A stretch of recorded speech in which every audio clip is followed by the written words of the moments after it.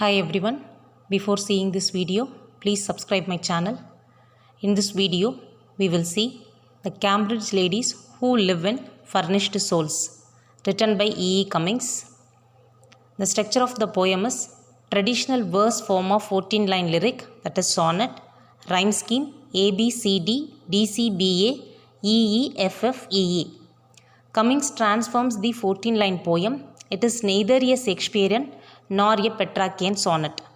These are the two types of traditionally associated with this verse form, sonnet. And he attacks on a certain part of society which he dislikes. Cambridge is a part of the city of the Boston where Harvard University is located, and he too studied at Harvard University, where is observation of the Cambridge ladies that he has mentioned in this poem. The poet satires the artificial nature of the ladies who are studying in the Harvard University.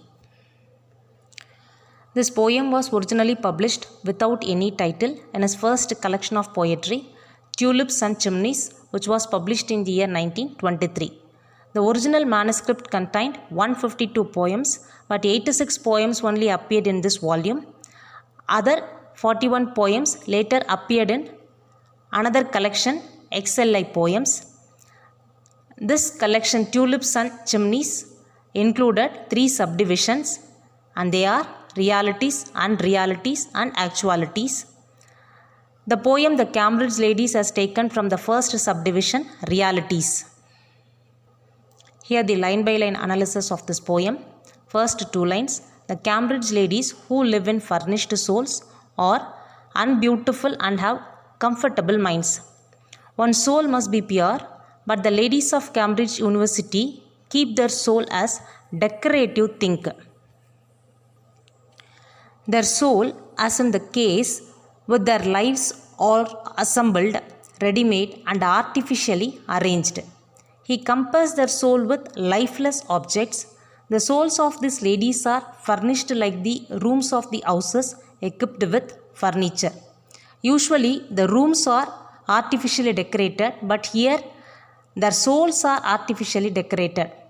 They are not at all beautiful, but they comfort themselves by saying that they are beautiful. Next 2 lines. Also with the church's Protestant blessings, daughters unscented, shapeless, spirited. Here the poet compares these ladies with the daughters of blessed Protestant who worship inanimate object. Here we can see lack of individualism with these ladies, which make their life become tasteless one. Instead of being individuals and holding their own shapes or distinct sense, they think in the same way everyone else does. They do not have any distinct quality. They do not choose the contents of their minds, but are filled out with prescribed thoughts. Next 2 lines. They believe in Christ and Longfellow, both were dead, or invariably interested in so many things. Christ here represents religion and spiritual life, and Longfellow represents literature and intellectual life. They pretend that they are so religious and they are very much interested in poems. But the Cambridge ladies are neither interested in spiritual life nor in intellectual life. These ladies make themselves that they are interested in so many things, but in reality they have no deep knowledge of anything. They never enhanced their knowledge. With their education, they give much importance to their physical appearance. Next 2 lines. At the present writing, one still finds delighted fingers knitting for the zit poles. At present, they are very much happy that their fingers are knitting dress for the downtrodden.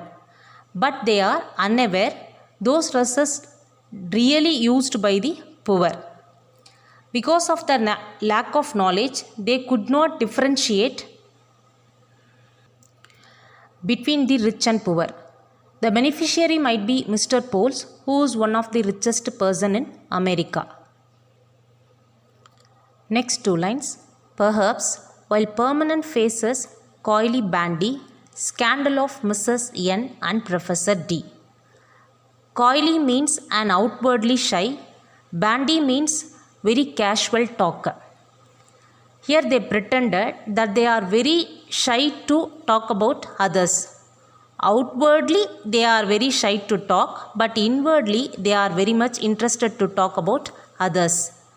The main duties of these ladies are to spread scandal.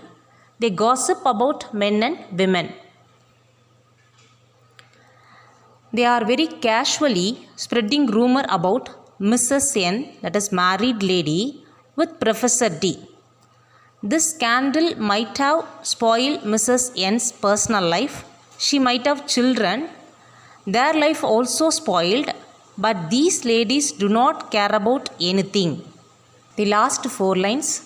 The Cambridge ladies do not care about Cambridge if sometimes in its box of sky lavender and cornerless, the moon rattles like a fragment of angry candy. Here these ladies, they do not care about anything and they act in a way they are not responsible for anything happen in that Cambridge. The poet says that the candy seller may rattle to attract little children. So here rattle means sound. So he makes sounds to attract little children. Likewise, the moon reduces its shape and looks very beautiful, that is crescent moon, in the cornerless sky to attract others. The Cambridge ladies are not care, but they keep on knitting their scandal stories. They are not sensitive to the beauties of nature, that they never admired the beauties of the nature. The crescent moon does not provide a visual happiness to them, so their happiness lies only in the spreading rumors. The moon reminds them like a piece of sugar candy. Thank you.